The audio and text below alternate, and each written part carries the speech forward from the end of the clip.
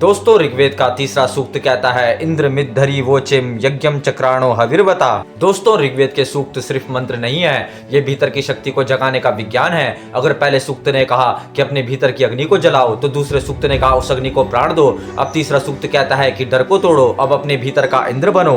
देवता बाहर नहीं उतरते, वे भीतर जागते हैं। दोस्तों यहाँ पे ऋग्वेद का पहला सूक्त सिखाता है जब तक भीतर की अग्नि नहीं जलेगी जीवन एक बोझ रहेगा। दूसरा सूक्त सिखाता है अब उस अग्नि में प्राण भरो, निरंतरता लाओ, उसे साधना बनाओ। और तीसरा सूक्त सबसे खतरनाक सत्य कहता है जब अग्नि और प्राण मिल जाते हैं तो भीतर इंद्र भाव जन्म लेता है। इंद्र कोई आकाश में उतरने वाला देवता नहीं है, इंद्र है वो शक्ति जो कहती है अब डर नहीं, अब समझौता नहीं, अब परिवर्तन होगा।